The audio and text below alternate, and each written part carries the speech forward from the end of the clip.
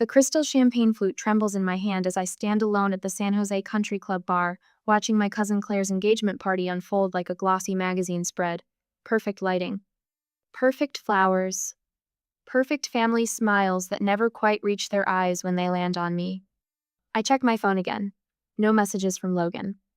The sleek designer watch he gave me for Christmas shows 7:45 p.m. in Zurich. He should be done with his consulting meeting by now. Julia, darling. My mother's voice carries that particular lilt she reserves for public performances. She's steering an older couple toward me, her pearl necklace catching the light. This is the Andersons, their new members. A practiced smile. This is Julia. She's between relationships right now. I bite back the correction. 2 years engaged to Logan, and she still pretends he doesn't exist. The Andersons murmur polite greetings and mercifully move on, champagne glasses in hand. My phone buzzes. Finally. But it's just my team in Dubai confirming tomorrow's client presentation. I need somewhere quiet to call Logan, to hear his voice ground me in reality, before I float away on a sea of family fiction. The hallway leading to the ladies' room offers blessed silence after the tinkling laughter and clinking glasses of the main room. My heels click against marble as I dial Logan's number. Then I hear it. Laughter floating from around the corner. My mother's voice, and Aunt Patricia's parting, sharing that particular cadence of gleeful mockery I remember from childhood. 2 years engaged to a man no one's ever met. My mother's words slur slightly. Who does that? Aunt Patricia's answering laugh sounds like breaking glass. Aviation consultant? Is that what we call flight attendants now? I've started calling him her imaginary fiancé when she can't hear. My mother again, her voice thick with amusement. Poor thing, always trying to keep up with Claire. The phone slips from my suddenly numb fingers, clattering against marble. Tears burn behind my eyes but don't fall. I won't give them that satisfaction, even if they can't see me. The memories rush in like tide water. Me at 22, standing in our kitchen as Dad's face turned that particular shade of purple reserved for major disappointments. Law school is your future, Julia. This art school nonsense is throwing your life away. Mom wringing her hands in the background. Graphic design is a lovely hobby, sweetheart, but it's not a career. The Christmas video calls after I moved to Europe. Mom's tight smile as I shared news about my growing client list. That's nice, dear, but did you hear? Claire made junior partner at her firm. My fingers find the textured wallpaper, grounding me in the present. The past is a dangerous place to linger tonight.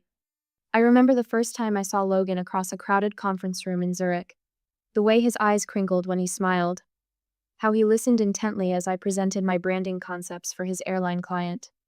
The immediate connection that felt like coming home, even though home had never actually felt that way.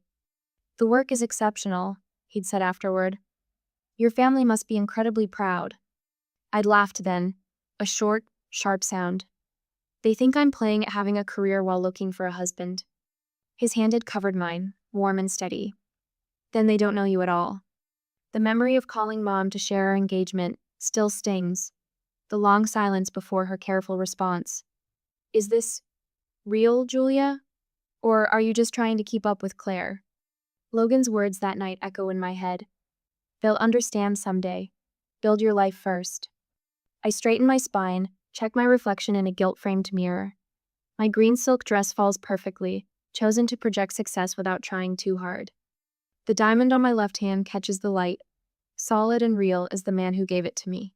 Julia, Claire's voice carries down the hallway. We need you for the family toast. I smooth my dress, touch up my lipstick. Perfect the mask I've worn at every family gathering since I was old enough to understand that being myself wasn't enough. My phone buzzes again. A text from Logan. Finished early, missing you. Something shifts inside my chest, like tectonic plates realigning. I've spent my whole life trying to prove myself worthy of this family's approval. Tonight, I finally understand their approval was never the prize I thought it was. My fingers fly across the phone screen. Now, please come now. Claire appears at the end of the hallway, radiant in white. There you are. Mom wants you to say a few words. I slip my phone into my clutch, straighten my shoulders. Of course she does. The walk back to the main room feels different now. Each step carries the weight of a decision years in the making. They want a toast? I'll give them one they'll never forget. My mother beams as I approach the microphone, probably expecting another perfectly polite performance. She has no idea what's coming. None of them do. The crystal stemware weighs heavy in my hand as I step toward the microphone. My mother beams from her carefully chosen spot near the front, no doubt expecting another of my perfectly polite performances. The same smile she wore through 2 decades of piano recitals and debate tournaments, watching me hit all the right notes while missing the music entirely. When two people find each other, I begin, letting my gaze drift across the sea of expectant faces. They deserve a foundation of belief and support. The words float across the reception hall, carried by the venue's precise acoustics. Claire and Michael have that foundation in spades. Every step of their journey celebrated, documented, believed. A champagne flute clinks against a butter knife somewhere in the back. Someone coughs. My mother's smile slips, just a fraction as my eyes find hers. Some people never receive that support. The words land soft but sharp, like snow before a storm. Some build their lives while those closest to them whisper doubts behind closed doors and country club bathrooms. My mother's fingers tighten around her glass. Aunt Patricia shifts in her chair, that particular rustle of silk that always accompanied her judgments. So here's to those blessed with family who believe in them without proof, without question. I raise my glass, ice cracking in the silence, and to those who succeed anyway. The applause comes scattered and uncertain, like the first drops of rain. Maria appears at my elbow as I step away from the microphone, her hand warm against my arm.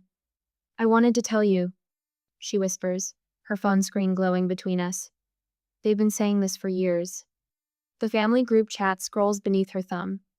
Words jump out like neon signs in the dark. Maybe she needs therapy. No real career. Inventing relationships to compete with Claire. My father's voice drifts from a nearby table. Julia's going through a phase. The same dismissal he used when I left law school, when I moved to Europe. When I built my first international client portfolio. A phase lasting 15 years. Your brother told the Hendersons your international career was mostly freelance work. Maria adds, her voice barely audible above the string quartet. Like you're sitting in a coffee shop designing logos instead of running global campaigns. The weight of years of dismissal settles across my shoulders like a familiar shawl. My mother holds court near the gift table, Aunt Patricia at her right hand like always. The perfect power couple. One to plant the seeds of doubt, one to water them with whispers until they bloom into full-grown lies. Did you see the wedding magazines? Maria's words carry an edge of anger I've never heard from her before. Your mother showed them to Claire last month. At least one daughter will have a proper wedding. Like you're some cautionary tale instead of a success story. A server passes with fresh champagne. Maria snags 2 glasses, pressing one into my hand. You know who's been surprisingly decent about all this? Claire. She shut down Mom the other day when she started in on your imaginary life in Dubai. My phone buzzes against my hip. Logan's message lights up the screen. 3 minutes out, ready? The room shifts around me, familiar faces arranging themselves into new patterns. Rebecca slips through the doorway, fashionably late as always.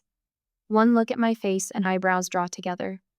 She knows me well enough to read the storm brewing behind my careful smile. She'll leave early like always, my mother's voice carries from behind a massive flower arrangement. Can't sustain these stories forever. The master of ceremonies taps his microphone. Ladies and gentlemen, we'll be concluding our toast before dinner service begins. My Dubai team's presentation deck flashes through my mind, the one my family dismissed as playing at business last Christmas. The one that just landed us a contract worth more than my father's annual partner draw.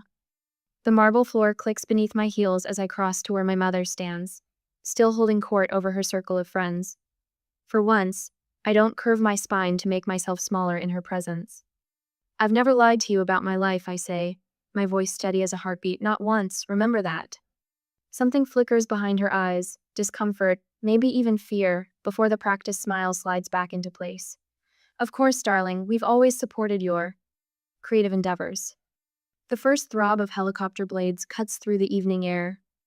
My mother's head snaps up, recognition dawning in her eyes as they meet mine. She knows that sound, has bragged often enough about my father's clients arriving for dinner parties in their private choppers. But this time, the sound carries a different message. Sometimes the truth doesn't whisper. Sometimes it roars. Have you ever been subjected to years of doubt by those who should believe in you most? What evidence would it take to change their minds? For Julia's family, it was about to land on their perfectly manicured lawn. The whir of helicopter blades slices through evening conversation. Champagne flutes pause midway to lips. In the garden, strings of fairy lights tremble. Someone must be lost. My mother's voice carries that familiar note of forced calm.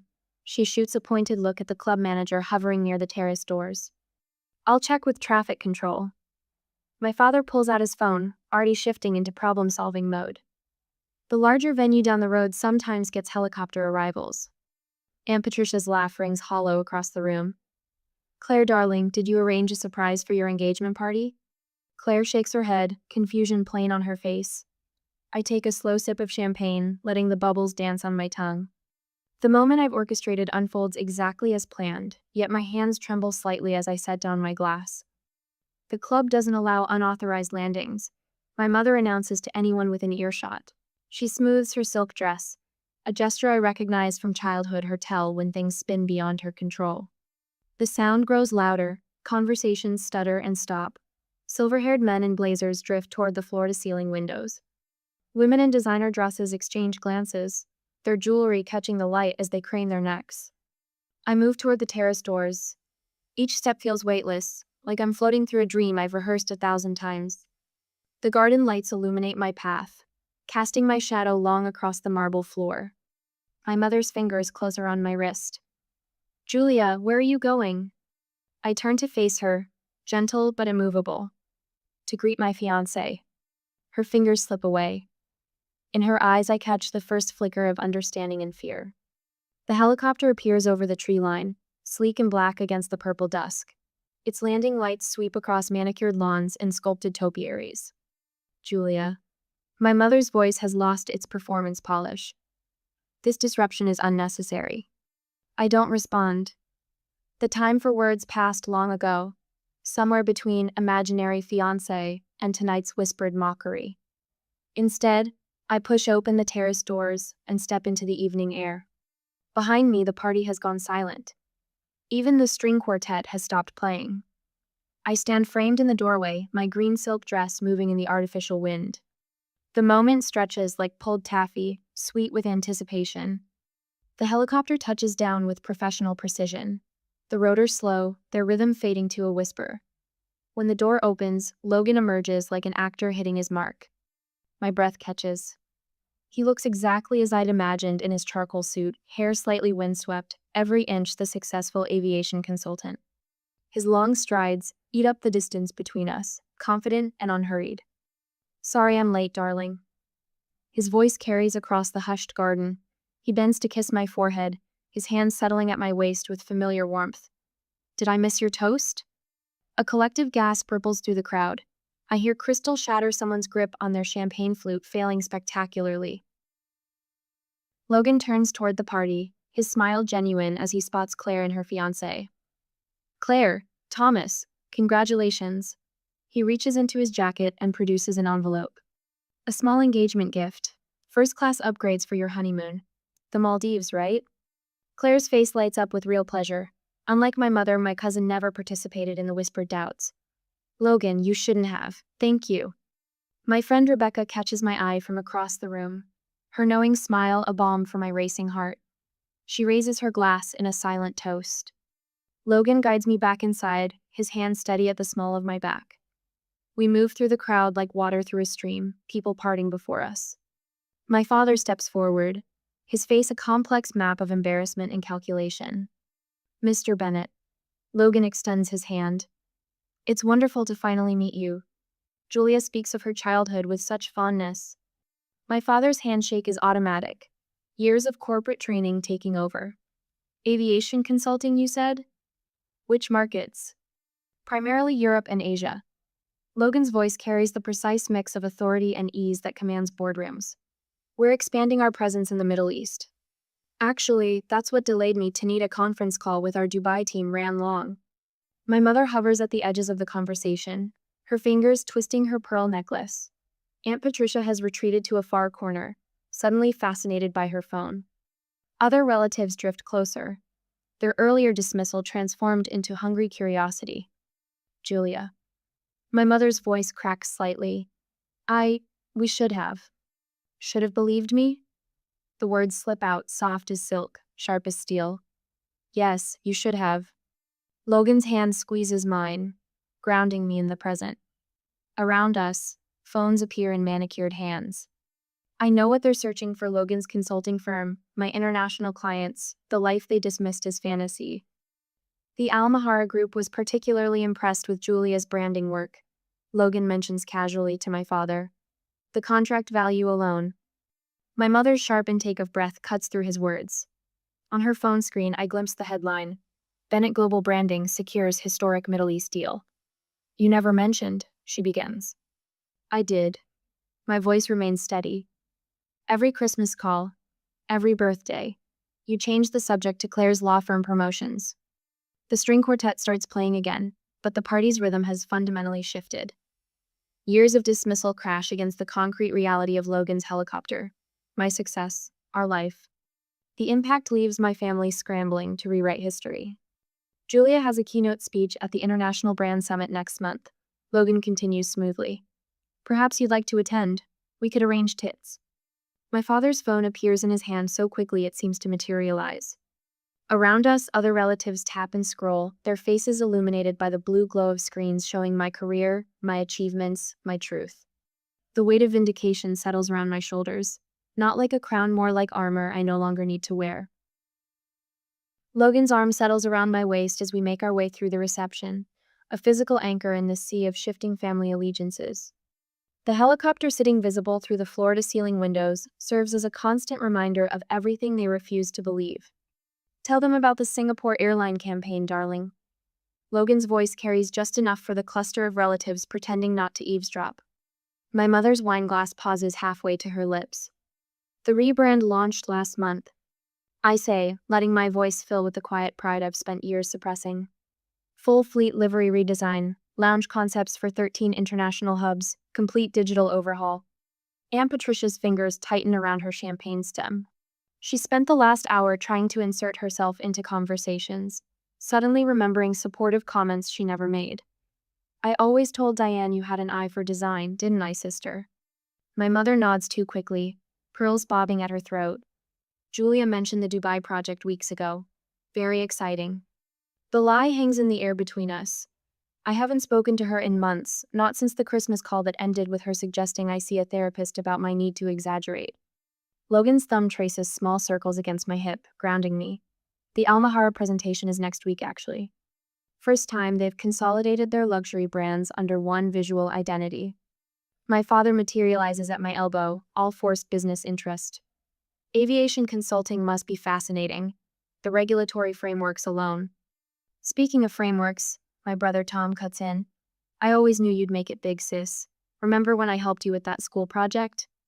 A laugh bubbles up before I can stop it. You mean when you told me graphic design was for people who couldn't handle real jobs? The silence stretches just long enough to be uncomfortable. Claire's future mother-in-law raises a perfectly sculpted eyebrow. I thought you said Julia was struggling with her career? Maria, bless her, doesn't miss a beat. Funny how memories change when a helicopter lands, isn't it? My mother smooths invisible wrinkles from her silk dress. We always encouraged Julia's independence. Actually, I say softly, you called it running away from responsibility. The words land like pebbles in still water, ripples of discomfort spreading through the gathered family. Rebecca appears at my side, champagne flute extended like a shield. Remember that first client meeting in Paris? Julia stayed up 3 nights straight redoing the entire presentation because the brief changed last minute. You always knew exactly what you wanted, Claire adds, surprising me with her sincerity. A small cluster of younger cousins edges closer, eyes bright with something that looks like hope. Julia, darling. My mother's voice has taken on that particular tone she uses when orchestrating photo opportunities. We should get some pictures for the family album while everyone's here. Wonderful idea, my father chimes in. And you must let us know when you're in Europe next. We'd love to visit. Tom slides a business card from his wallet. We should grab coffee, talk about some international opportunities. The firm's looking to expand. I smile, precise as a scalpel. We'll see what the schedule allows. Logan steers us toward the terrace, reading my need for air. The night wraps around us like cool silk, city lights glittering below. Through the glass, I watch my mother's face crumple slightly when she thinks no one's looking. But Christmas is for family, she says later, cornering me by the dessert table. You always come home for Christmas. The words settle in my chest, familiar weight of obligation warring with the life I've built. I have made my home elsewhere. My father stands frozen by the bar, Manhattan untouched, as the reality of our new dynamic sinks in. I am no longer the daughter desperately seeking approval. I am a woman who arrived by helicopter to say, your approval stopped mattering. Aunt Patricia's voice drifts from behind a flower arrangement, still showing off after all these years. Logan's hand finds mine, fingers intertwining. The diamond on my left hand catches the light, solid and real as the man beside me, as the career I've built, as the truth they spent years denying. The helicopter sits dark and elegant on the lawn outside, a period at the end of a very long sentence. But it isn't the final punctuation mark in this story. Not yet. I squeeze Logan's hand, thinking of the invitation I'll send tomorrow. Dubai in winter is lovely, after all, and some truths need to be seen in the full light of day. They cannot hurt me again. With these thoughts, we greeted everyone and went to the hotel. Tomorrow is a big day. The next day, after the reception, the phone vibrates against the hotel nightstand at 10 a.m. My mother's name flashes across the screen, accompanied by her carefully curated profile photo from last Christmas. Julia, sweetheart. Her voice carries that particular wobble that appears whenever she wants something. I've been thinking about what happened at the reception. We should reconnect as a family. I let the silence stretch, watching Logan's reflection in the floor-to-ceiling windows as he moves around our suite, preparing for another consulting call. Mom, I have meetings all morning. Of course you do. The wobble transforms into something sharper. Your father wants to discuss some investment opportunities for your business. She pauses. The family business could use an international presence. My phone buzzes with incoming texts. Dad, suggesting coffee to talk about your future. My brother Mike, suddenly interested in expanding our horizons globally. Even Aunt Patricia has posted on Facebook, featuring a photo from Claire's engagement party, with the caption, "So proud of my successful niece Julia. Family first, global business." Logan catches my eye in the reflection, raising an eyebrow. I shake my head, lips curving into a smile that holds more satisfaction than amusement. The country club membership committee meets next month, Mom continues, voice brightening. Your father could nominate you now that you're established. The word hangs between us like a poisoned apple. Established. As if my success only became real when it arrived in a helicopter. The lake house is lovely in autumn, she adds. We could update the family Christmas card.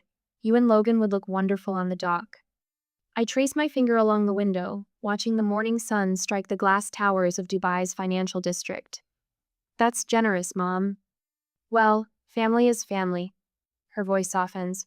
We can put all this unpleasantness behind us. All this unpleasantness, I repeat, letting each word fall like a stone. You mean the years you spent telling everyone I was lying about my life? Julia, really? We were just concerned. Logan sets a cup of Earl Grey on the desk beside me, his hand resting briefly on my shoulder. The warmth of his palm grounds me as the realization crystallizes. They're not sorry they didn't believe me, I say after ending the call. They're sorry they can't use me. Logan leans against the desk, arms crossed. What do you want to do about it? I open my laptop, fingers hovering over the keyboard. The words flow with unexpected ease.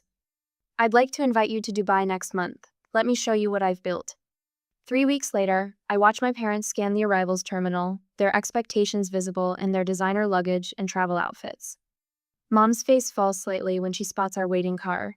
Not a luxury sedan, but a modest electric vehicle. The hotel is lovely, she manages later, as Logan guides them through the understated lobby of the Four Seasons. No gilded excess, no ostentation, just quiet, impeccable taste. We thought you'd be comfortable here, I say, watching them search for the flash and glitter they'd imagined. Dubai isn't all about spectacle. The next morning, I lead them through the glass doors of Bennett Global Branding. 30 pairs of eyes look up from sleek desks, their owners rising in greeting. Good morning, Julia, they chorus, some voices carrying accents from London, Singapore, Cape Town. Your team? Dad asks, gaze jumping from face to face. My family. I correct him quietly. I watch them absorb the wall of client logos, the industry awards, the framed magazine covers featuring my work. Through the conference room glass, they glimpse my upcoming keynote presentation for the Global Brand Summit. All this time, Mom whispers, "You really were building something?" Yes. I gestured to my office. Would you like to see more? That evening, I choose a rooftop restaurant overlooking the city. The lights below mirror the stars above, creating an infinite field of possibility. For years, I say, setting my phone on the white tablecloth, you thought I was lying about my life. We were just concerned, Mom begins, reaching for her water glass. I press play. Her own voice fills the space between us. Her imaginary fiancé, followed by Aunt Patricia's laughter. I didn't invite you here for an apology. The words come steady and clear. I invited you to see the truth. Dad's face flushes that familiar purple. You brought us all this way to embarrass us? No, I meet his gaze. I brought you here so you would finally see me. Mom's tears fall, smearing her careful makeup. We were wrong about everything. Yes, you were. I take a sip of water, letting the moment settle, and that will take time to address. The city glitters below us, a constellation of lights marking paths not taken, choices that led me here. My parents sit across the table, finally seeing the daughter they never believed existed. Their approval, so desperately craved for so long, feels strangely hollow now. Logan's words from this morning echo in my mind.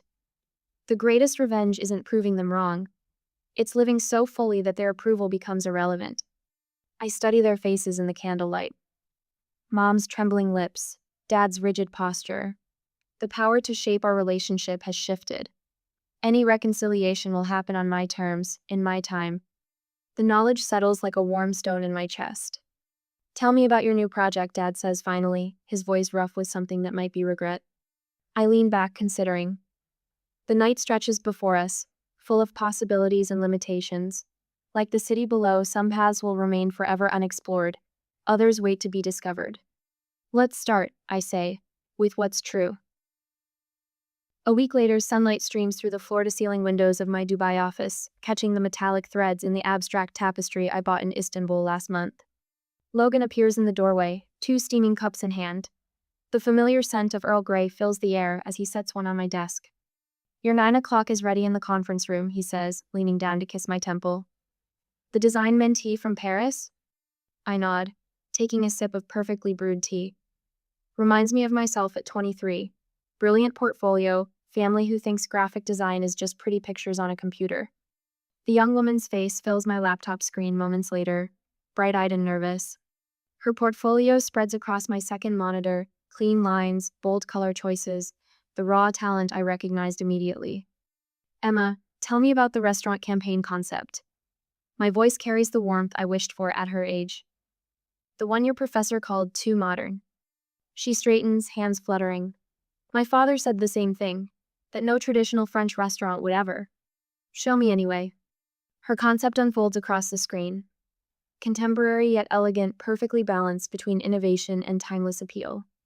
My mind flashes to a portfolio review 12 years ago. My mother's pinched expression at my waste of a legal education. They're wrong. I tell Emma, watching hope bloom across her face. You understand something they don't. Tradition evolves. Book another session next week. We'll develop this further. After the call ends, I stand at the window, watching sunlight glint off the Burj Khalifa. My team fills the open office beyond my door, their quiet energy humming through the space. Voices rise and fall in English, Arabic, French, Mandarin, a symphony of creativity I built from scratch. My phone buzzes. An email from my mother. The subject line stops my breath. Family reunion, your terms. Dear Julia, the lake house is lovely in October. Logan mentioned you might have business in New York that month. No pressure, just know you're both welcome whenever you choose. Love. Mom.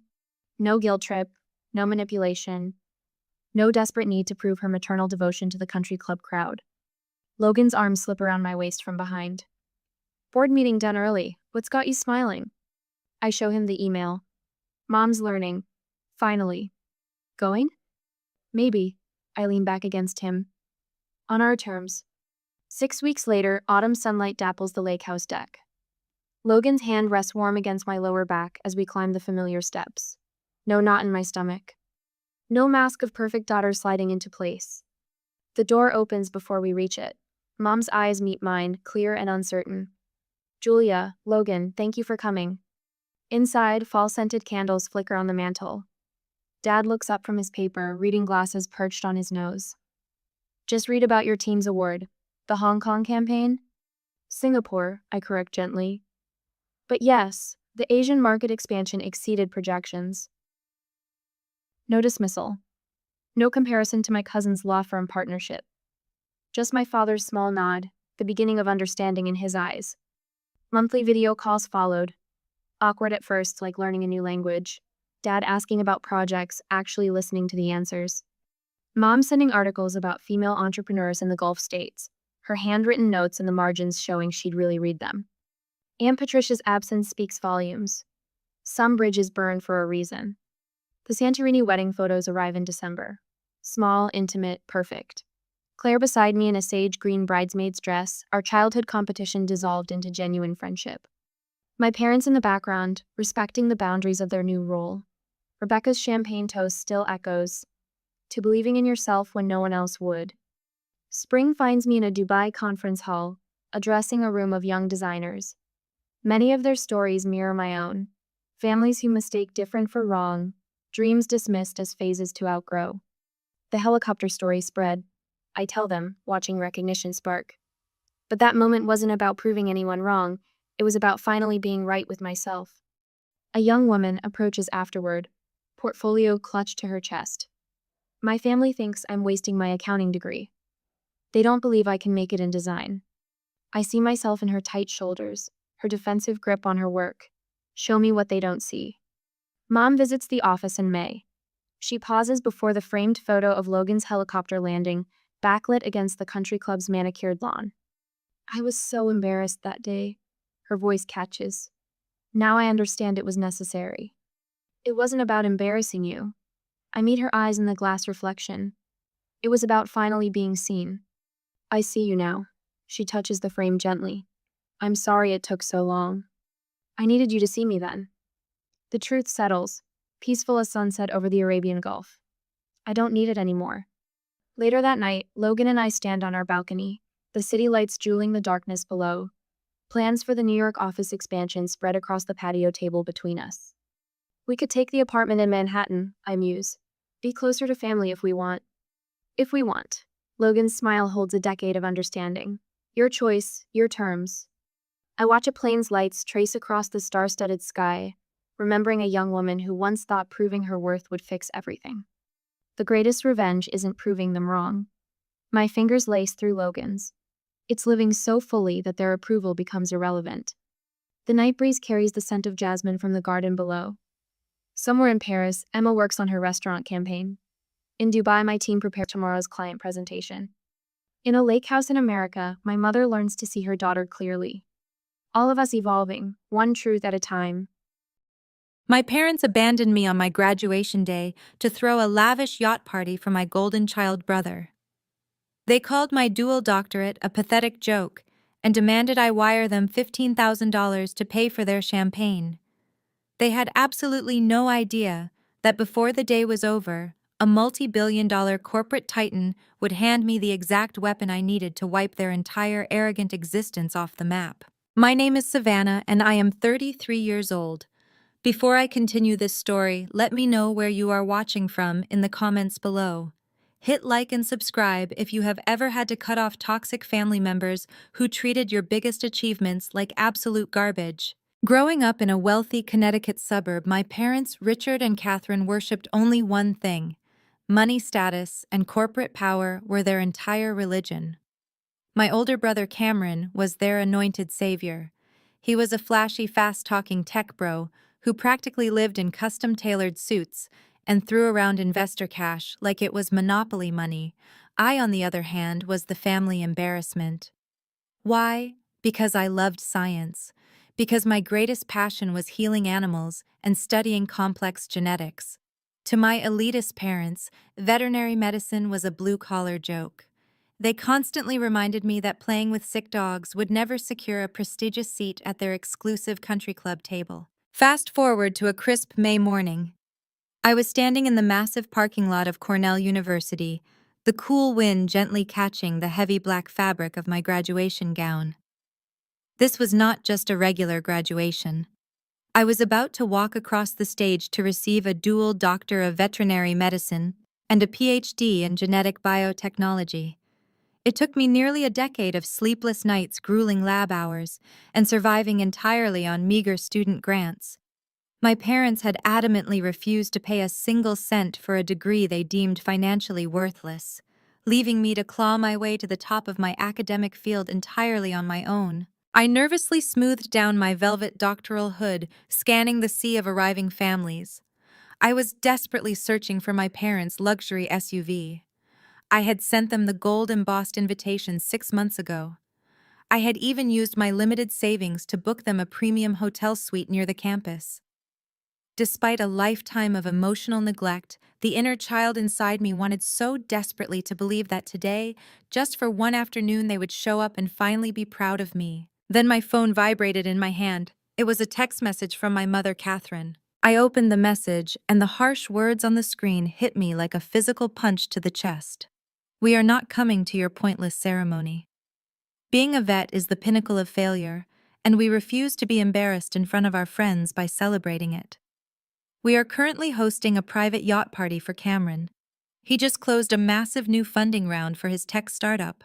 Wire $15,000 to his account immediately to cover the champagne. Consider it back rent for us raising you." I stared at the glowing screen, my vision blurring with hot, angry tears. I was breathing heavily, trying to process the staggering cruelty of her words. My own mother was blowing off the culmination of my life's work for a boat party, and having the sheer audacity to charge me for their expensive liquor. My hands shook violently as I pressed the call button. The phone rang twice before someone finally answered. It was not my mother. Over the loud, thumping bass of party music and the clinking of crystal glasses, my father Richard barked aggressively into the receiver. "What do you want, Savannah?" he snapped. "We are busy celebrating actual tangible success over here." I swallowed hard, trying with all my might to keep my voice from cracking. "Dad, it is my graduation day. I am about to get my doctorate. You promised you would be here." Richard let out a loud, mocking laugh that echoed cruelly through the phone speaker. "What is there to celebrate about treating sick dogs? You have wasted a decade of your life playing in a petting zoo. Your brother is dealing with elite hedge funds. He is securing millions in corporate capital.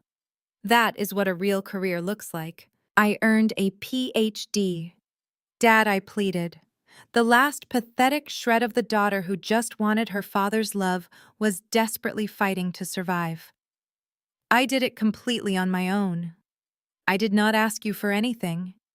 And you are still a broke embarrassment." Richard sneered, his voice dripping with pure, unadulterated disgust.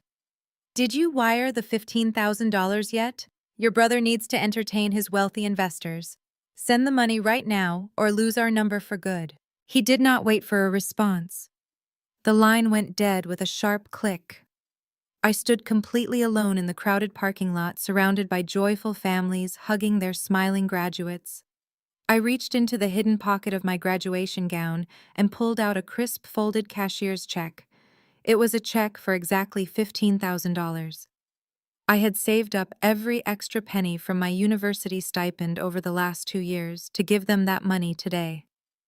I had intended it to be a massive thank you gift for raising me a peace offering to finally earn their respect. I looked down at the check. Then I looked at the dark, silent screen of my phone. The desperate approval-seeking girl inside me died right then and there on the asphalt. I took the thick paper between my fingers and slowly, deliberately tore it right down the middle. I stacked the halves and tore it again. I kept tearing until the $15,000 gift was reduced to tiny, worthless shreds of confetti. I opened my hand and let the pieces fall, watching them scatter wildly in the wind. I promised myself right there in the Cornell parking lot that this was the absolute last time Richard, Catherine, and Cameron would ever trample on my dignity. I turned off my phone, adjusted my doctoral cap, and walked toward the stadium with my head held high. I had absolutely no idea that in just a few short hours, a sleek armored vehicle would pull up to the curb, and a billionaire stranger would hand me the ultimate weapon to destroy my family's fraudulent empire. The roar of the university stadium hit me like a physical wave as I walked through the massive double doors. Thousands of people packed the bleachers, cheering wildly for their children, siblings, and friends. I found my seat among the doctoral candidates, a sea of velvet hoods and heavy academic regalia. As the ceremony dragged on, I watched my peers constantly checking their phones, waving frantically to their proud parents in the stands, and wiping away tears of joy. I sat perfectly still, my phone turned off, and buried deep in my pocket. I did not need to check it. I already knew exactly where my family was. They were standing on the polished deck of a rented luxury yacht, drinking expensive champagne and toasting to my brother's fraudulent tech success, entirely unbothered by my absence. When the university dean finally approached the massive wooden podium to announce the highest academic honors, the stadium quieted down. Then my name echoed through the massive speakers, vibrating in the crisp afternoon air. Dr. Savannah receiving a dual Doctor of Veterinary Medicine and a PhD in Genetic Biotechnology. The applause was deafening. I stood up, feeling the immense weight of the velvet hood resting on my shoulders. Every single grueling all-nighter, every skipped meal, every moment of crushing financial stress had led to this exact second. As I walked across the expansive wooden stage, my eyes instinctively scanned the VIP seating section where my parents were supposed to be sitting. The 4 premium seats I had reserved months in advance were completely empty. A few hours ago, that sight would have shattered my heart into a million pieces. But standing under the bright stage lights, grasping the heavy leather binder containing my hard-earned diplomas, I felt absolutely nothing but a profound, icy liberation. The heavy chains of their toxic expectations had finally snapped.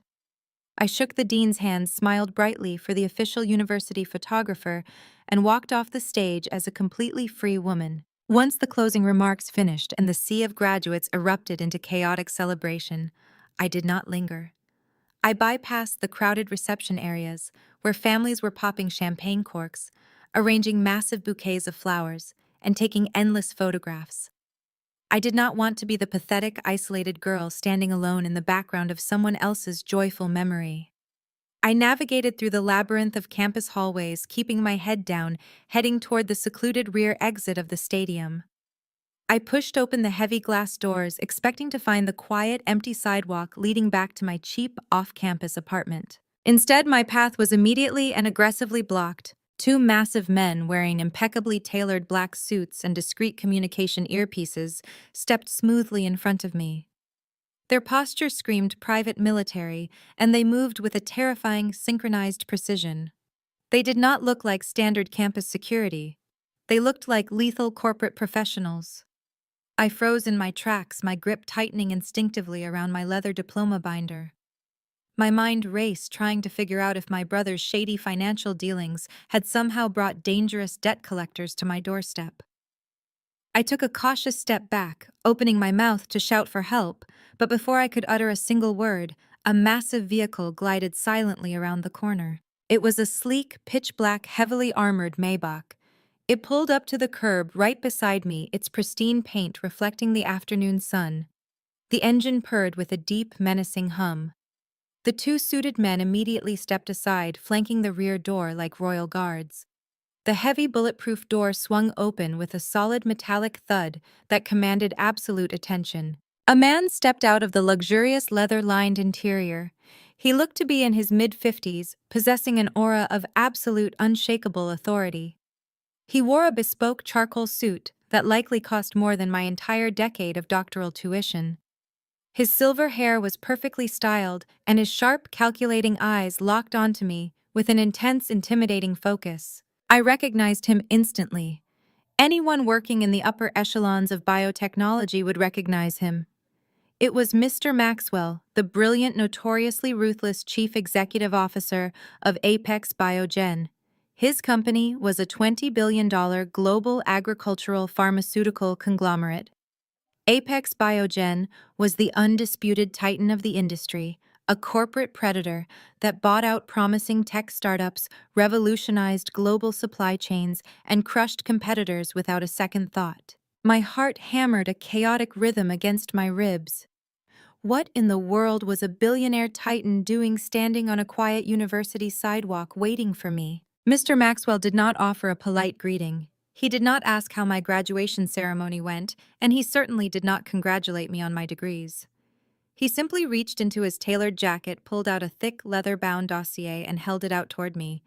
I recognized the title printed boldly on the cover. It was my doctoral dissertation. It was the exact same research paper my parents had dismissed as a pathetic joke about treating sick dogs. He looked me dead in the eye, his voice smooth, commanding, and laced with absolute certainty. Dr. Savannah, your research on mutated animal gene therapy is not just a dissertation. It is the key to revolutionizing global agricultural pharmaceuticals. Get in the car. We have an empire to build. I stared at the billionaire titan, then down at the worn leather cover of my dissertation, resting in his impeccably manicured hands. A normal person might have hesitated, paralyzed by the sheer absurdity of the situation. But I was not a normal person anymore. The desperate daughter who craved her parents' validation had died in the parking lot an hour ago. The woman standing on the curb was a scientist who knew the exact staggering value of her own intellect. I did not ask a single question. I simply gathered the heavy folds of my graduation gown, stepped into the plush leather-lined interior of the armored Maybach, and let the heavy door slam shut behind me. The ride to the Apex Biogen headquarters was a masterclass in corporate efficiency. As the luxury vehicle navigated smoothly through the highway traffic, Mr. Maxwell did not waste time on small talk. He explained that his elite team of data analysts had been aggressively scouring global university databases for months. They were searching for a very specific algorithm related to mutated animal gene therapy, a missing link required to stabilize their newest agricultural pharmaceutical line. My dissertation, the exact same research my father had brutally mocked as a blue-collar joke, was the holy grail Apex Biogen had been desperately hunting for. We arrived at a towering skyscraper entirely encased in reflective black glass. The private executive elevator shot us up 50 floors in a matter of seconds, the doors parting to reveal a breathtaking penthouse boardroom. The space was a fortress of modern corporate power, featuring floor-to-ceiling windows that offered a panoramic view of the sprawling city skyline. Mr. Maxwell bypassed the standard pleasantries. He took a seat at the head of a massive mahogany conference table, opened a sleek leather folio, and slid a thick stack of legal documents directly across the polished wood until it stopped in front of me. "Read it carefully, Dr. Savannah," he instructed, leaning back in his chair. "But I will save you the trouble of deciphering the legal jargon. We are offering you the position of Chief Scientific Officer at Apex Biogen effective immediately." I opened the heavy cover of the contract. My eyes immediately locked onto the compensation clause printed boldly on the second page. I actually stopped breathing for a fraction of a second. The numbers printed on the pristine white paper were so astronomically large, they barely computed in my brain. The contract guaranteed a $5 million sign-on bonus wired directly into my account the moment my pen touched the signature line. Beyond the massive base salary, it also granted me a 2% equity stake in the $20 billion conglomerate. My parents had spent my entire life belittling my career choice, demanding I pay them $15,000 just to justify my existence. Now a billionaire was handing me hundreds of millions of dollars in generational wealth simply for being the smartest person in the room. "There is a catch, of course," Mr. Maxwell continued, his sharp eyes tracking my reaction. "I am not just hiring you to sit in a pristine laboratory and run genetic sequencing. Apex Biogen is currently in the middle of a massive aggressive expansion phase. We are buying out tech and biotech startups left and right to consolidate our market dominance. However, our mergers and acquisitions department is currently run by financial executives who do not understand the actual science behind the companies they are purchasing. They are buying flashy garbage based on bloated financial projections. He leaned forward, tapping a single finger on the mahogany table. I am giving you absolute veto power over the entire mergers and acquisitions department regarding any biotech or agricultural tech startups. You are the ultimate gatekeeper, Dr. Savannah. No company gets bought, no startup gets a bailout, and no CEO gets a payout unless you personally review their technology and sign your name on the approval form. You have total, unrestricted executive authority. I looked down at the contract. The sheer terrifying magnitude of the power he was handing me was intoxicating. I picked up the heavy gold fountain pen resting next to the folio. My hand did not shake. I signed my name with sharp, deliberate strokes, officially binding myself to the Apex Biogen empire. Excellent, Mr. Maxwell said, a rare, genuine smile crossing his face as he collected the signed documents. Let us get straight to work. The M&A department has a massive backlog of desperate startups, practically begging for an Apex buyout. Most of them are running out of capital and facing imminent bankruptcy. I need you to review the top-tier priority files right now and tell me which ones are actually worth our time and which ones we should let burn to the ground. He slid a towering stack of glossy pitch decks and financial dossiers across the table. I took off my doctoral cap, tossed it onto the empty chair beside me, and pulled the first file toward me. I opened the cover, my eyes scanning the executive summary with the clinical analytical precision I had honed over a decade of rigorous academic research. The first few pitch decks were exactly what Mr. Maxwell had described. Flashy presentations masking weak technology and severely bloated valuations. I tossed them into the rejection pile without a second thought. But as I pulled the fourth thick folder from the center of the stack, my hand suddenly froze, hovering over the glossy cover. The company logo stamped on the front of the pitch deck was incredibly familiar. I opened the file and stared at the executive summary. The financials were an absolute disaster. The startup was hemorrhaging cash at a terrifying rate, taking on massive amounts of toxic debt, and the technology they were trying to sell was entirely fraudulent. The proposal was not a confident business pitch. It was a desperate, panicked plea for a corporate bailout to avoid total financial annihilation and potential federal investigation. My eyes drifted down to the bottom of the page, locking onto the signature of the chief executive officer, begging Apex Biogen for a $50 million lifeline. The company was named Aegis Tech.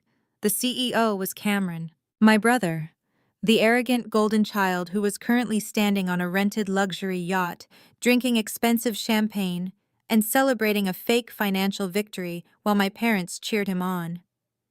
He was secretly drowning in debt, and he had absolutely no idea that the ultimate judge, jury, and executioner, holding the power of life and death over his entire fraudulent existence, was the very same sister he had just discarded in a parking lot. I stared at the glossy cover of the Aegis Tech pitch deck, the sheer irony of the universe completely washing over me. My brother was not a tech titan. He was a desperate fraud drowning in a sinking ship, begging the very company I now controlled to throw him a life raft. But the financial numbers in the dossier were too catastrophic to be simple mismanagement. There was active malice hidden in these spreadsheets. I needed the raw, unfiltered truth about exactly how deep Cameron had buried himself before I orchestrated my next move. There was only one person inside his inner circle with the intellect to see through his lies: his wife. I sent a secure, encrypted message to Nia, my African-American sister-in-law. Nia was a brilliant forensic accountant who had sacrificed her own rising corporate career to play the role of the perfect supportive tech wife to my brother. While my parents treated me with absolute disdain, Nia had always offered me quiet, unspoken solidarity. Within minutes of receiving my message, she agreed to meet me at a dimly lit, secluded coffee shop on the industrial edge of the city, miles away from the prying eyes of my parents' elite social circles. I arrived early, securing a dark corner booth away from the windows. When Nia walked through the heavy wooden door, my breath caught in my throat. She was entirely stripped of her usual wealthy housewife facade. The pristine designer dresses, the flawless makeup, and the massive diamond rings were completely gone. She wore a simple beige trench coat over an oversized gray sweater. Her eyes carried the heavy, hollow exhaustion of a woman who had not slept peacefully in months. She slid into the booth across from me, glancing nervously over her shoulder before reaching deep into her coat pocket. She pulled out a small, encrypted USB drive, placed it on the scratched wooden table, and slid it directly into my hand. Her fingers were trembling. "You look entirely different," Savannah Nia said, her tired eyes scanning my sharp posture and the quiet confidence radiating from me. "You look like you finally woke up from a terrible nightmare." I slipped the silver drive safely into my bag. "I woke up this morning, Nia. Now I need you to tell me exactly what is on this drive." Nia took a shaky breath, leaning over the table so her voice would not travel past our booth. "It is a complete house of cards, Savannah. Cameron is not just running a failing startup, he is running a massive, highly illegal Ponzi scheme. I started digging into his private accounts last month when the math on our personal taxes stopped making sense. He burned through tens of millions of dollars of investor capital playing the cryptocurrency markets, trying to chase astronomical returns to cover his initial operational losses. When the crypto market crashed, he lost every single penny. He has been paying off his early investors with the capital he raised from his newest funding rounds just to keep the illusion alive." I felt a cold knot tighten in my stomach. The yacht party. He was literally popping expensive champagne funded by stolen money while staring down the barrel of a federal investigation. He was accepting the applause of my parents while actively defrauding innocent people. But Nia was not finished. She closed her eyes, a single tear escaping and tracking down her cheek. "It gets so much worse, Savannah." When he realized the corporate walls were closing in, he panicked. He needed a massive injection of untraceable cash to appease his most aggressive investors before they triggered a federal audit. So he went to Richard and Catherine. "My parents?" I asked, my voice dropping to a harsh whisper. "They do not have that kind of liquid cash. They live entirely on credit cards and the illusion of status." "Exactly," Nia replied, her tone laced with absolute disgust.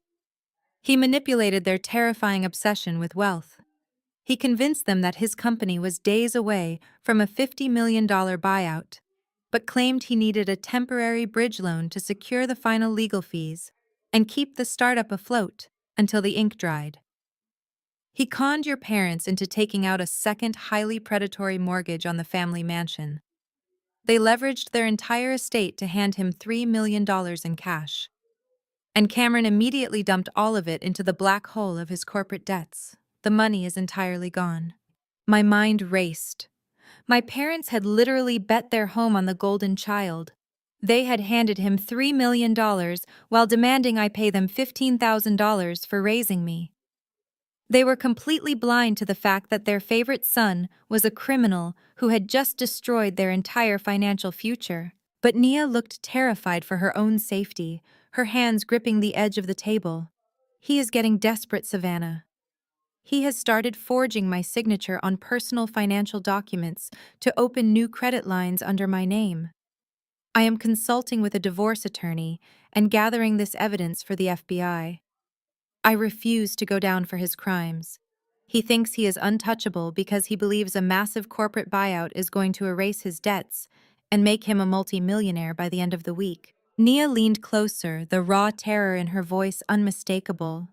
"He is praying Apex Biogen buys his garbage company to escape federal prison," Nia whispered.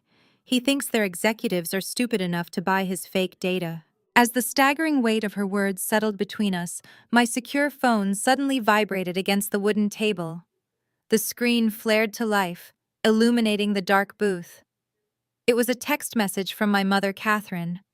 The timing was almost too poetic to be real. I opened the message. It did not contain an apology for missing my graduation.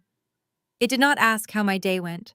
It simply read, "Emergency family meeting tomorrow at noon. Be there." I looked from the glowing screen to my exhausted, terrified sister-in-law.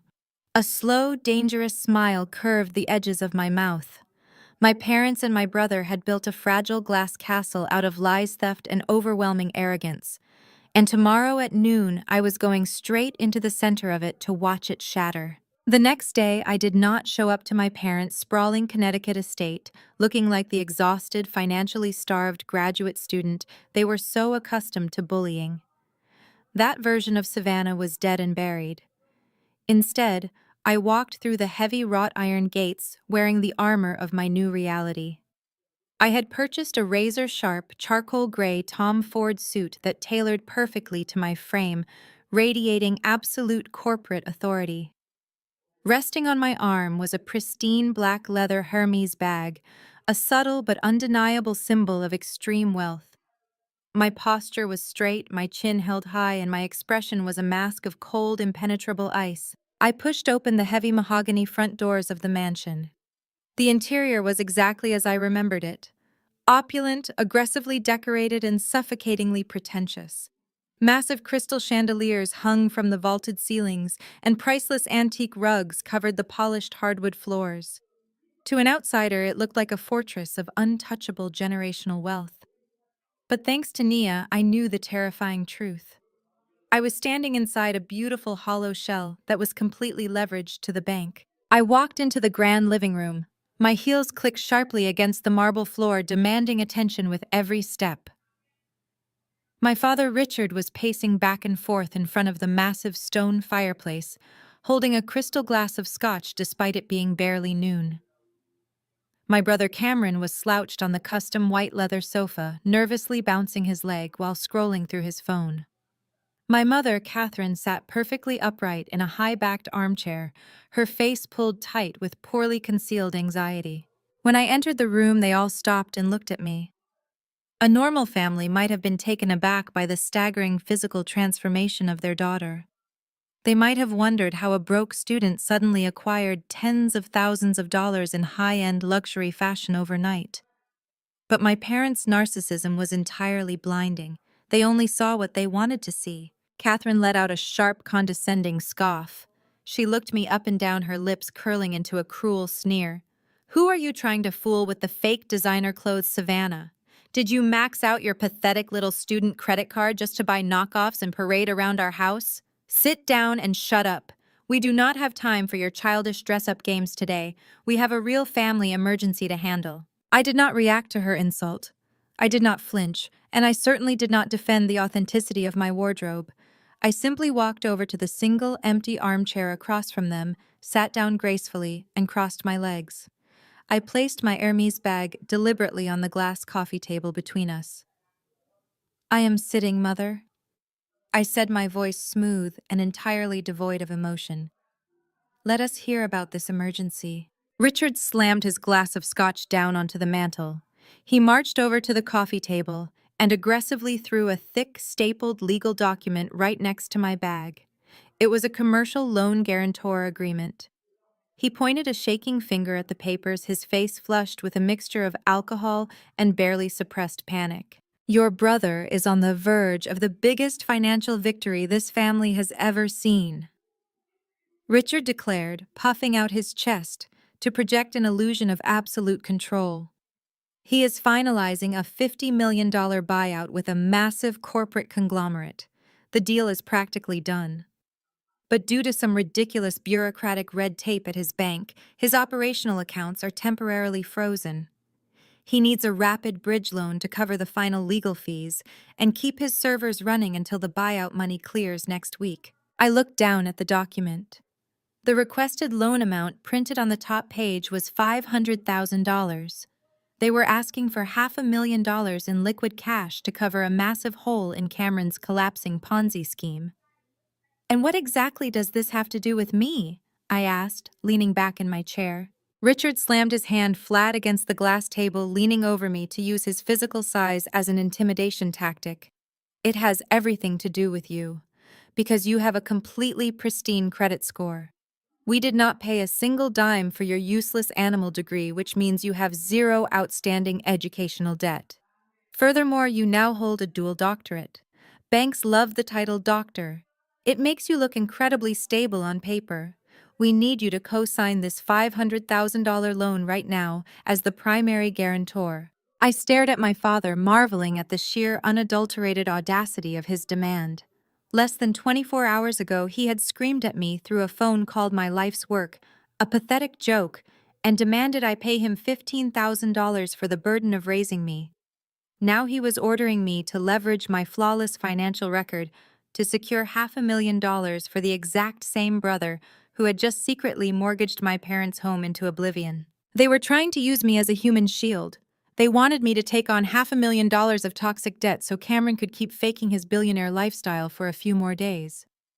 If the loan defaulted, the bank would immediately seize my assets and garnish my wages, destroying my financial future before it even began.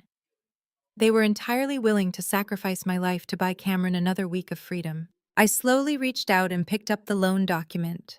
I flipped through the pages pretending to read the dense legal jargon while my mind calculated the exact angle of my impending strike. Cameron sat on the sofa, a smug, arrogant smile finally breaking through his anxious demeanor.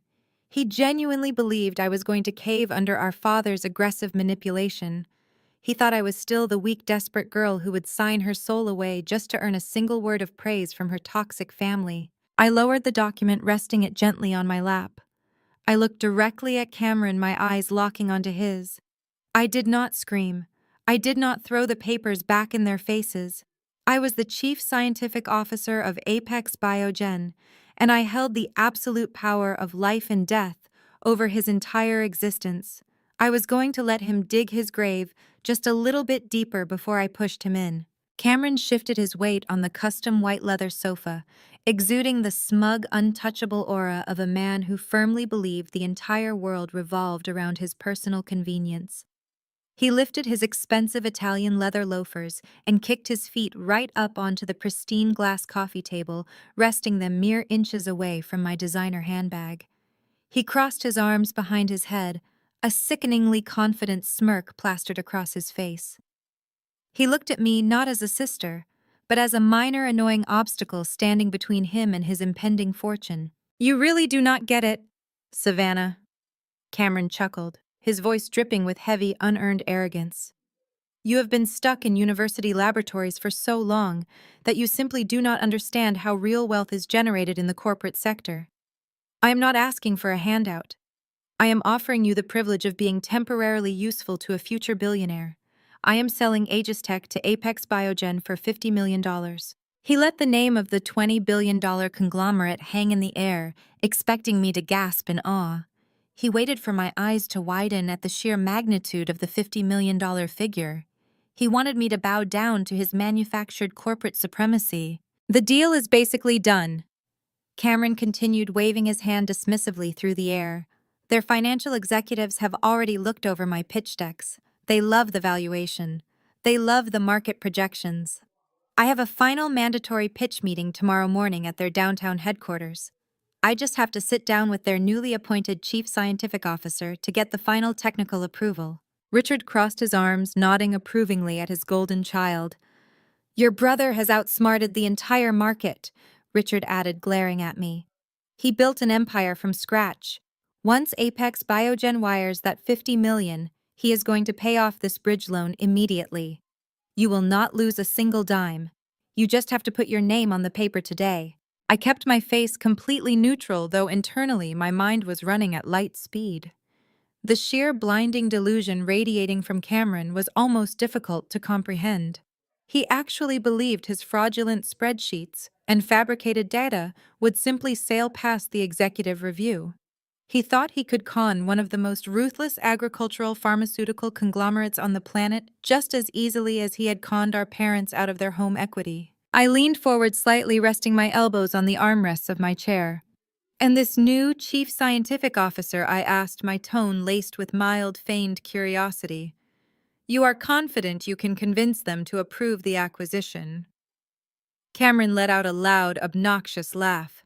He dropped his feet from the table and leaned forward, resting his elbows on his knees, looking at me like I was the most naive creature on earth. "It is just a formality, Savannah. Some academic lab rat they just promoted to the executive board to make their science division look good for public relations. I deal with these types of people all the time. They are socially awkward number crunchers who get easily blinded by flashy presentations and confident business jargon. I can charm any nerd into signing a contract.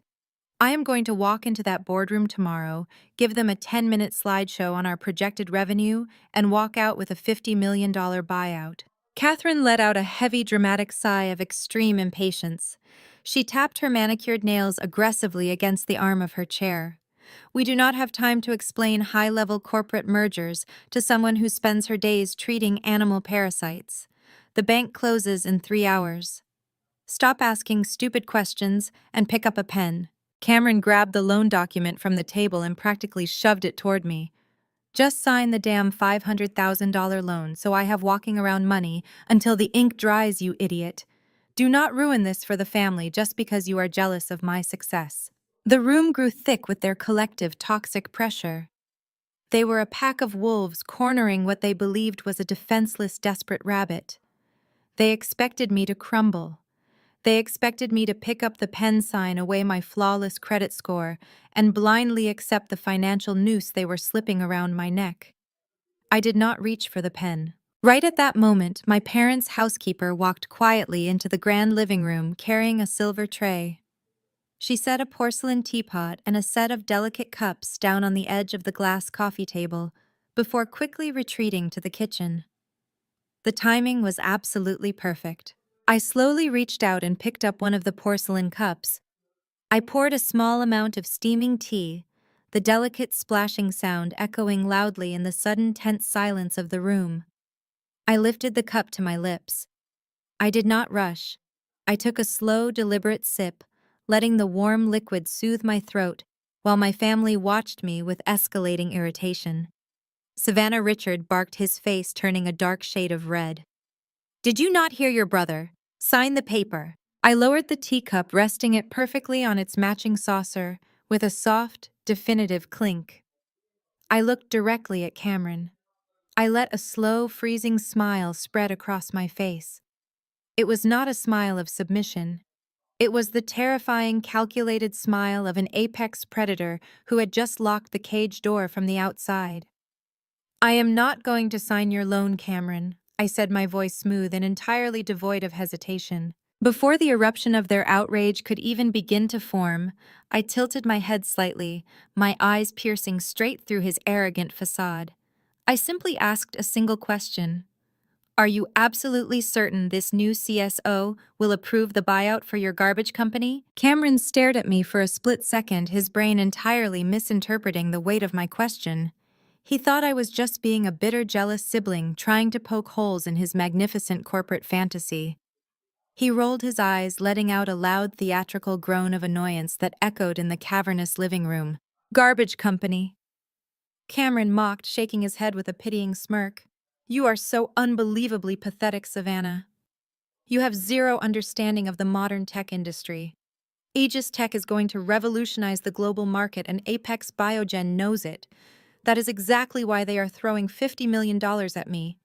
You are just terrified that my massive success is going to completely overshadow your pathetic little animal clinic." Before I could even offer a calm response to his staggering delusion, the fragile, paper-thin patience of my mother entirely snapped. Catherine slammed her hand flat against the glass coffee table with such explosive, violent force that the porcelain teacups rattled sharply against their saucers. She leaned forward, her face twisting into a mask of pure, unfiltered rage. The polished, aristocratic facade she so carefully maintained for her elite country club friends completely melted away, revealing the vicious, highly toxic woman hiding underneath. "How dare you speak to your brother like that?" Catherine shrieked, her voice echoing shrilly off the vaulted ceilings of the mansion. "He is generously offering you a chance to finally be useful to this family, and you sit there giving us your insolent, ungrateful attitude. You are a complete embarrassment. We should have never let you pursue that useless science degree in the first place." I kept my posture perfectly straight, my hands resting calmly on my lap, refusing to give her the emotional reaction she was desperately trying to provoke. "I am simply looking out for my own financial security, Mother. I am not co-signing a $500,000 loan for a company I know absolutely nothing about." You know nothing about anything, Catherine spat, pointing a manicured, trembling finger directly at my face. Your pathetic animal doctor job will not make $500,000 in a lifetime. You play with sick dogs and cats while your brother is out here dealing with global conglomerates and venture capitalists. You are a financial parasite. We fed you, we clothed you, and we housed you for 18 long years. You owe us everything. Pay us back for raising you. Sign the damn paper right now, or I swear to God, I will publicly disown you. I will call every single family friend and tell them what a selfish, ungrateful failure you turned out to be. We will erase you from this family entirely. The threat hung heavy and suffocating in the opulent living room. Disownment, public humiliation, social exile. For my entire life, those were the ultimate terrifying weapons my parents wielded to keep me in line. They relied heavily on my desperate childhood need for their love and approval to manipulate my every move. They truly believed that the sheer terror of losing my family would force me to blindly sign away my financial future and take on $500,000 of toxic debt. Richard crossed his arms, standing tall next to the grand stone fireplace, nodding in firm agreement with my mother. You heard her, Savannah. This is your absolute last warning. You either pick up that pen and support your brother, or you walk out that front door right now and never come back. I looked at the three of them. My father, the arrogant enforcer who worshipped money above his own daughter. My mother, the toxic manipulator who viewed children as financial investments. And my brother, the fraudulent golden child, who was currently hiding a $3 million mortgage default from the very parents fiercely defending him. They were a perfect destructive trinity of deception. A profound, unbreakable sense of peace washed over my entire soul. The little girl who used to cry alone in her bedroom, wondering why she was never good enough for her parents, was finally and permanently gone. The woman sitting in the tailored Tom Ford suit did not need their conditional love. I had a $5 million sign-on bonus sitting securely in my bank account. I held a 2% equity stake in a $20 billion empire.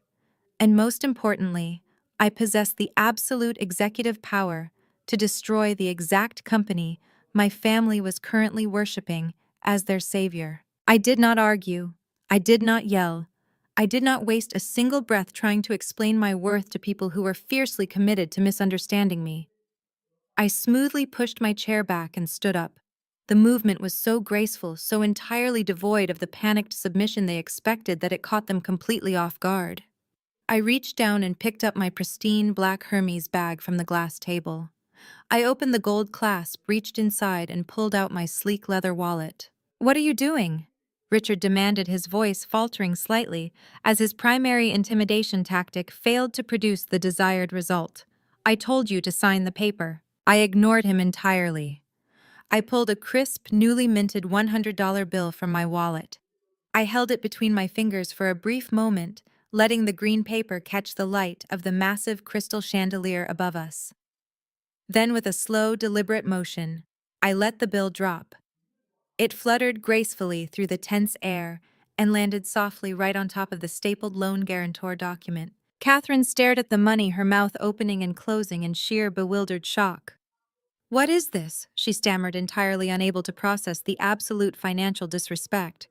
"For the tea," I said, my voice projecting a cold, untouchable authority that commanded the massive living room. It was quite refreshing. I turned my gaze to Cameron. He was staring at me, a flicker of genuine, unsettling confusion finally breaking through his arrogant smirk. He did not understand how I could possibly be so unbothered by the threat of total family exile. He did not understand the quiet, lethal confidence radiating from my every single move. "I wish you the best of luck with your pitch tomorrow at Apex Biogen." "Cameron," I stated softly, my eyes locking onto his with predatory focus. "I have a feeling it is going to be an incredibly memorable meeting." I did not wait for his response. I turned on my heel, the sharp click of my stilettos sounding like a ticking metronome as I walked confidently across the polished marble floor. I headed straight for the heavy mahogany front doors, leaving the toxic, suffocating atmosphere of my childhood home behind me forever. As my hand grasped the cool metal of the door handle, the brief, stunned silence in the living room abruptly shattered. Cameron burst into a loud, obnoxious fit of mocking laughter. "Let her go!" Cameron yelled, his voice carrying clearly down the grand hallway, completely dripping with false bravado.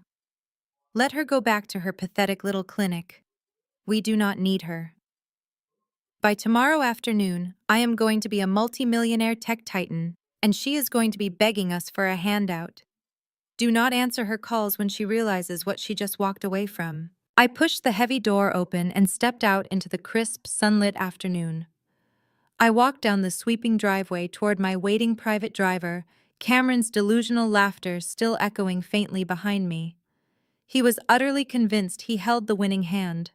He was entirely certain that tomorrow morning would bring him limitless wealth, corporate glory, and total vindication. He had absolutely no idea that the executioner's block was already rigged.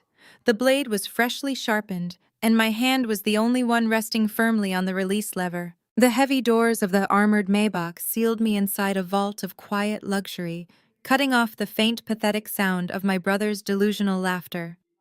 My private driver navigated smoothly away from the sprawling Connecticut estate and merged onto the highway, heading straight back to the towering black glass headquarters of Apex Biogen.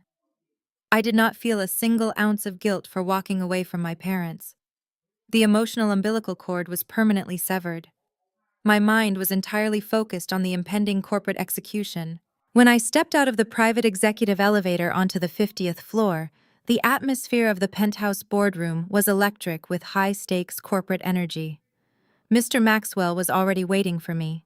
He stood by the massive digital smartboard, holding a sleek tablet. He had granted me absolute veto power over the mergers and acquisitions department, but as a seasoned billionaire titan, he was deeply invested in watching how his new chief scientific officer handled a hostile threat. I walked over to the mahogany conference table, opened my designer bag, and pulled out the encrypted USB drive Nia had given me at the coffee shop.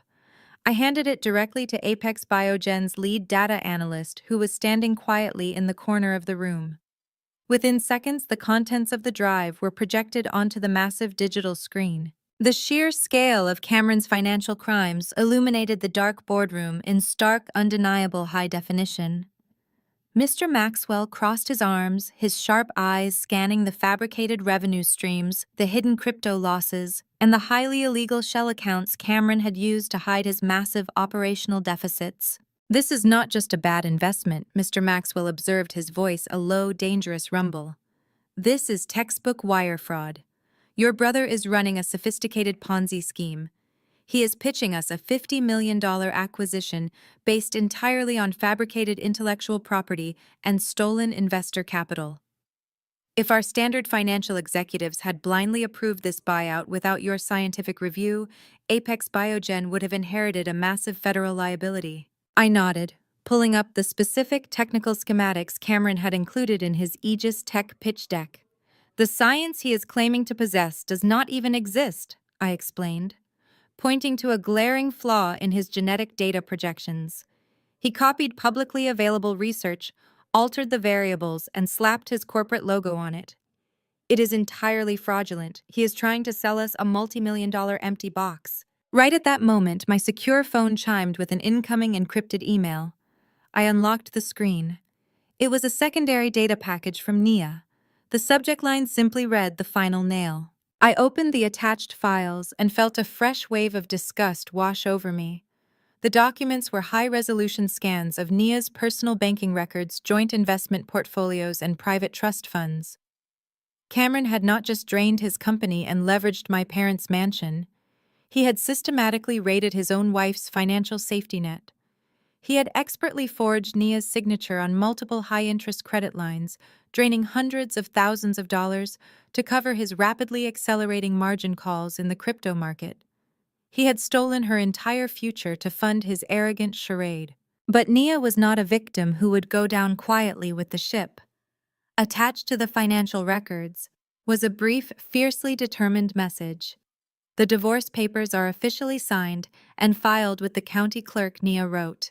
"I have also handed this exact data packet over to a contact at the Federal Bureau of Investigation. I am officially turning state's evidence Savannah. I am taking him down and I am securing full immunity. Good luck tomorrow." Burn him to the ground. I looked up from the screen, a profound sense of respect for my sister-in-law settling into my chest. The two women who had been treated as secondary disposable assets by my toxic family were now holding the matches that would completely incinerate their fraudulent empire. I forwarded the entire evidence packet to Mr. Maxwell's secure tablet. He reviewed the forged signatures and the FBI notification. A slow, predatory smile crossed his face. He looked at me with an expression of absolute, unshakable professional respect. "Your brother thinks he is walking into a routine corporate pitch tomorrow morning," Mr. Maxwell said. "He thinks he is going to charm a naive scientist and walk out with $50 million. How exactly do you want to handle this execution, Dr. Savannah?" I walked over to the floor-to-ceiling windows, looking down at the glittering city lights, beginning to illuminate the sprawling metropolis below. "I do not just want to reject his proposal," I said, my voice smooth and perfectly calibrated for the impending destruction.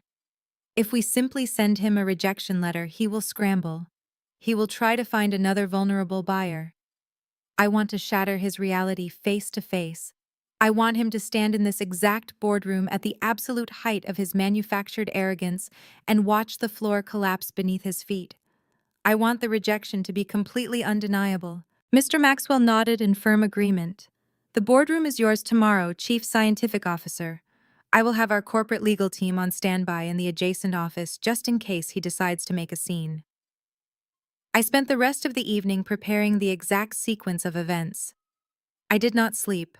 I felt no exhaustion, only the pure adrenaline-fueled clarity of a woman about to reclaim her entire narrative. The next morning arrived with a crisp, blinding sunlight that pierced through the glass walls of the 50th floor boardroom. The trap was set. The digital projectors were loaded with the fraudulent data perfectly masked behind a standard corporate welcome screen. I sat in the primary executive leather chair at the head of the massive mahogany table. I wore my tailored Tom Ford suit, a physical manifestation of the power I now wielded. I picked up a solid gold fountain pen and spun it casually between my fingers, waiting in the pristine silence of the corporate fortress. At exactly 9 o'clock, the heavy glass doors of the boardroom swung open. Cameron strutted into the room. He wore a custom-tailored Italian suit, his hair perfectly styled, holding a sleek leather briefcase that contained the lies he believed would make him a billionaire. He exuded a sickening, toxic overconfidence, flashing a bright, aggressively smug smile toward the center of the room. He was entirely ready to charm the new executive, completely unaware that he had just walked directly into the jaws of a predator he created. Cameron closed the heavy glass doors behind him with a confident push, adjusting the cuffs of his custom Italian suit. He took a deep, steadying breath, puffing out his chest to project the ultimate image of a visionary tech founder.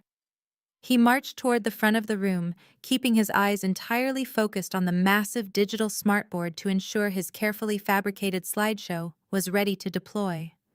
He dropped his leather briefcase onto the mahogany table with a loud, authoritative thud. It was the calculated, arrogant move of a man attempting to establish immediate dominance in a room he did not own. He was completely focused on the illusion he was selling, entirely oblivious to the reality waiting for him at the end of the table. Finally, he turned his gaze toward the primary executive chair to greet his supposedly naive, easily manipulated target. His confident, blinding smile was fully prepared. But the exact moment his eyes locked onto the person sitting at the head of the table, that smile violently shattered. Cameron physically froze, his entire body locked up as if he had just slammed into an invisible brick wall at highway speed. All the color instantly drained from his face, leaving his skin a sickly pale gray. I did not move. I remained perfectly reclined in the plush leather chair, my posture relaxed, but radiating absolute, undeniable authority. I wore the sharp Tom Ford suit he had mocked yesterday. I continued to casually spin the solid gold fountain pen between my fingers, letting the rhythmic metallic glint catch the bright morning sunlight pouring through the floor-to-ceiling windows. I watched the gears in his brain violently grind to a halt. His eyes darted wildly around the massive, intimidating penthouse boardroom, taking in the 50-story view, and the sheer corporate power of the space then snapped back to my face. He was entirely unable to reconcile the two images. In his desperately flawed reality, I was the broke, pathetic animal doctor who had just been thrown out of his parents' mansion. I was the financial parasite who stupidly refused to sign a loan to save his life.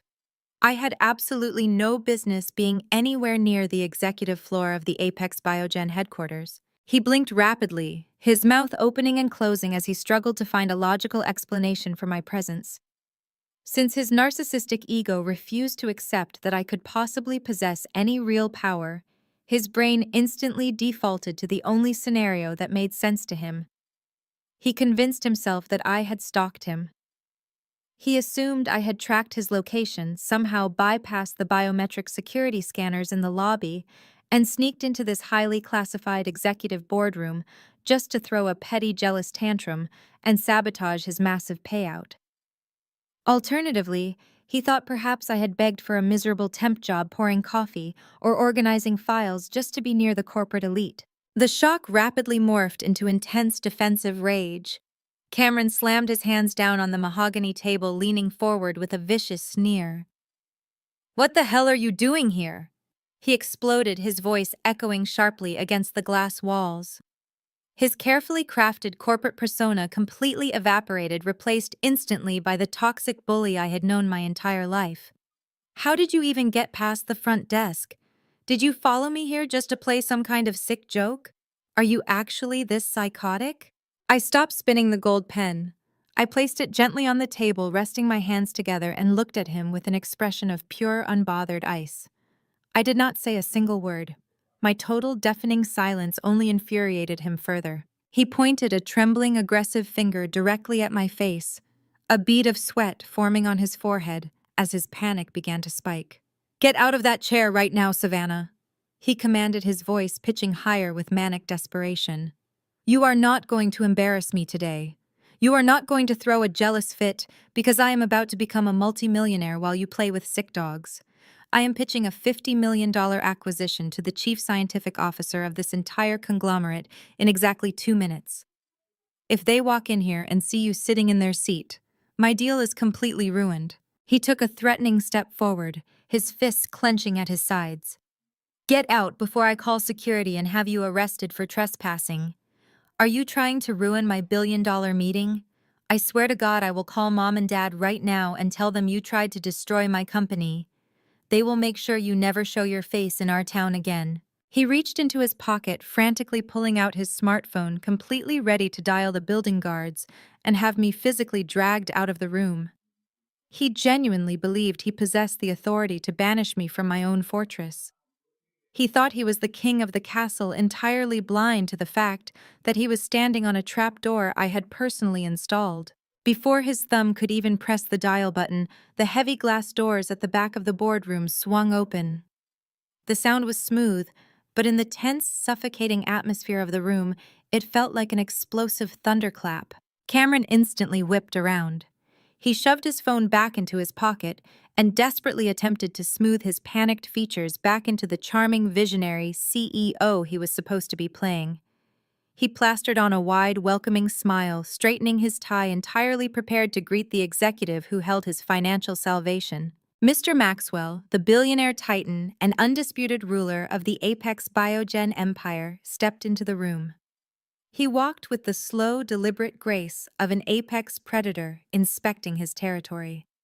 Cameron immediately stepped forward, extending his right hand, his mouth opening to deliver his heavily rehearsed opening pitch. Mr. Maxwell completely ignored the outstretched hand. He walked right past Cameron as if my brother were nothing more than an inconvenient piece of furniture blocking his path. He approached the head of the table where I was sitting. To Cameron's absolute mind, bending horror, the billionaire titan stopped, stood at rigid attention, and bowed his head respectfully toward me. "Dr. Savannah," Mr. Maxwell said, his deep, commanding voice carrying perfectly across the silent room, "the Aegis Tech acquisition file is on your desk. The final decision is entirely yours." Cameron stood absolutely paralyzed. His outstretched hand, still suspended in the air, waiting for a handshake that would never come, began to tremble violently. The air was violently sucked out of the penthouse boardroom. The reality of Mr. Maxwell's words crashed into his brain like a freight train. His eyes darted from the billionaire CEO to me sitting flawlessly in the primary executive chair. The structural integrity of his entire fabricated billionaire persona instantly evaporated. His legs gave out entirely. He could not support his own weight. He desperately clawed at the edge of the mahogany conference table to stop himself from hitting the floor, his expensive Italian leather shoes slipping against the polished marble. He collapsed heavily into one of the guest chairs, his chest heaving as he gasped for oxygen that suddenly felt entirely toxic. He looked like a man who had just been shoved out of an airplane without a parachute. I did not offer him a glass of water. I did not offer him a single ounce of sibling sympathy. I simply let the suffocating, terrifying silence stretch across the room, forcing him to drown in the magnitude of his own catastrophic failure. I reached across the table and picked up the glossy, heavy pitch deck for Aegis Tech. I held it up, letting the bright morning sunlight reflect off his fraudulent corporate logo. I looked at it with sheer, undisguised disgust. Then I let it drop. The thick dossier hit the solid wood table with a loud, echoing smack. The sharp sound jolted Cameron out of his stupor. He flinched violently, his red-rimmed eyes snapping up to meet my cold, predatory gaze. "You were right, Cameron," I said, my voice smooth, perfectly calibrated and slicing through the quiet room like a scalpel. "Veterinary biotechnology is a joke. But that joke just earned me $5 million in cash and absolute veto power over your destiny. As the Chief Scientific Officer of Apex Biogen, I am officially denying the acquisition of your fraudulent company." "No." Cameron gasped the word, tearing out of his throat in a high, pathetic wheeze. "No, this cannot be happening. This is a prank. This is some kind of sick, elaborate loyalty test." He desperately turned his head toward Mr. Maxwell, who was standing quietly by the digital smartboard with his arms crossed. "Mr. Maxwell, sir, you cannot let her do this. She is my sister. She holds a personal grudge against me because my parents favor my success. She is completely unqualified to evaluate a tech acquisition of this magnitude. You are making a $50 million mistake by letting an animal doctor review my intellectual property." Mr. Maxwell did not even blink. He looked down at Cameron with the exact same expression one might use when observing an insect crawling across a pristine floor.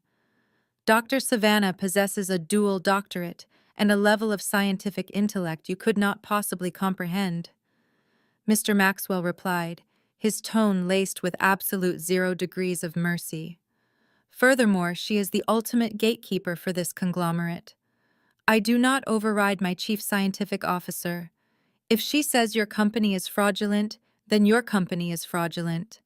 I suggest you stop embarrassing yourself and listen to her." Cameron whipped his head back toward me. The blinding panic in his eyes was finally giving way to raw, unadulterated terror. He realized there was no higher authority to appeal to. I was the Supreme Court, and I had just handed down a death sentence. I opened his pitch deck, turning the glossy pages with agonizing slowness. "Let us discuss this $50 million mistake, Cameron." I pointed to a brightly colored graph projecting massive revenue growth. "You claim your new genetic sequencing algorithm will cut agricultural diagnostic times in half. But the technical schematics you submitted in Appendix B are entirely fabricated. You lifted the core code from a public domain database from 2 years ago, scrambled the variables, and slapped the Aegis Tech logo on it. It is scientifically impossible. You are trying to sell a multi-billion-dollar conglomerate an empty, worthless box." A thick bead of sweat rolled down Cameron's temple. He opened his mouth to defend his fake science, but I did not let him speak. "And it gets worse," I continued, my voice dropping to a lethal whisper. I flipped to the financial section of his dossier. "I know exactly why you are trying to sell an empty box. I know about the margin calls, Cameron. I know about the tens of millions of dollars of investor capital you burned in the cryptocurrency markets. I know you have been paying off your early investors with your new funding rounds to keep the Ponzi scheme alive." Cameron physically shrank into his chair. He clutched his stomach as if I had just stabbed him. How he whispered, his voice trembling uncontrollably. "How do you know that?" I ignored his question and pressed the blade in deeper. That is why you were so incredibly desperate to force me to co-sign that $500,000 bridge loan yesterday. You were entirely out of stolen cash. You needed my pristine credit score to keep the lights on for just a few more days, hoping you could con Apex Biogen into wiring you $50 million before the federal auditors knocked on your door. You were perfectly willing to destroy my entire financial future just to buy yourself a temporary shield. I leaned forward, locking my eyes onto his terrified, sweating face. And I also know about the $3 million mortgage you manipulated our parents into taking out on the family mansion. You took their home, you dumped the cash into your black hole of debt, and now they are entirely leveraged to the bank. Cameron was hyperventilating now. Short, rapid, desperate breaths escaped his pale lips. His perfectly styled hair was disheveled, his custom Italian suit suddenly looking like an oversized Halloween costume on a frightened child. He was completely trapped. The corporate bailout was dead. The bridge loan was denied. His secret crimes were entirely exposed in the highest echelon of the industry he worshipped. But the execution was not over. The sheer devastation of the rejected buyout was only the first phase of the trap. Cameron thought the loss of the $50 million was the absolute worst thing that could possibly happen to him today. He had absolutely no idea that the real architect of his destruction was waiting just outside the boardroom doors holding the final inescapable federal nail to his coffin. Cameron stared at me, the terrifying reality of his complete exposure finally breaking the last fragile threads of his sanity. The arrogant, untouchable tech CEO vanished entirely, replaced by a desperate, cornered animal. His breathing became incredibly erratic, his chest heaving as if the oxygen in the room had suddenly turned to liquid glass. He could not maintain eye contact with me, nor could he look at the billionaire titan standing silently by the digital board. He physically slid off the expensive leather guest chair. His knees hit the plush carpet of the penthouse boardroom with a dull thud. He did not stand back up. Instead, he crawled. The golden child of our family. The man who had spent my entire life looking down on me from a manufactured pedestal was literally crawling across the floor toward my side of the massive mahogany table. He gripped the polished edge of the wood with white trembling knuckles, pulling himself up just enough to look me in the eyes. "Savannah, please!" Cameron begged, his voice cracking into a high, pathetic sob. "You cannot do this to me. You have to sign the acquisition paperwork. You have to approve the deal. If you reject this buyout, I am completely finished. I am going to federal prison." Tears began to stream freely down his pale face, ruining his perfectly manicured appearance. He was no longer trying to hide his crimes. The sheer terror of his impending reality forced a chaotic, frantic confession right out of his throat. "The people I took money from, Savannah, they are not just standard venture capitalists," he babbled uncontrollably. "Some of them are incredibly dangerous institutional investors. They are demanding their quarterly returns by the end of the week. If I do not wire them that $50 million Apex buyout, they are going to trigger a massive audit. The Securities and Exchange Commission will step in. The FBI will seize my servers. I will spend the next 20 years in a federal penitentiary. You have to save me. I am your brother. You cannot just sit there and watch me burn." I looked down at him, my expression completely devoid of mercy. "You want me to commit massive corporate fraud, approve the purchase of a worthless company, and steal $50 million from my employer just to cover up your illegal Ponzi scheme," I summarized coldly. "You want me to risk my own freedom to save the exact same brother who laughed in my face yesterday when I walked out of our parents' house." Before Cameron could open his mouth to offer another pathetic, sniveling excuse, the heavy glass doors at the back of the boardroom swung open for a second time. The sharp, authoritative click of high heels echoed against the polished floorboards. Cameron frantically snapped his head around, his tear-filled eyes widening in absolute shock. Nia stepped into the room. She looked nothing like the exhausted, terrified woman I had met at the dimly lit coffee shop. She was radiant, fierce, and entirely empowered. She wore a tailored crimson-red business suit that projected absolute confidence. Flanking her on either side were three men in dark suits carrying thick leather briefcases. They were Apex Biogen's elite corporate legal team, the absolute best defense attorneys money could buy, and they were walking entirely in step with my sister-in-law. Cameron stared at his wife, completely bewildered. In his twisted, narcissistic mind, Naya was simply an obedient accessory, a quiet housewife who existed solely to support his chaotic ambitions. He had absolutely no idea she possessed the intellect and the sheer willpower to orchestrate his downfall. "Nia, honey," Cameron gasped, reaching a trembling hand out toward her. "What are you doing here?" "Tell her. Tell Savannah she has to sign the deal. We are going to lose everything if she does not sign the paper." Nia did not rush to his side. She did not offer him a comforting embrace. She walked right up to the mahogany table, looking down at the miserable man kneeling on the floor. Her face was a mask of cold, calculated vengeance. She reached into her leather tote bag and pulled out a massive, heavy stack of bound legal documents. "I am not here to save you, Cameron," Nia stated, her deep voice ringing with total, unshakable authority. "I am here to bury you." With a swift, aggressive motion, Nia threw the heavy stack of documents directly into his chest.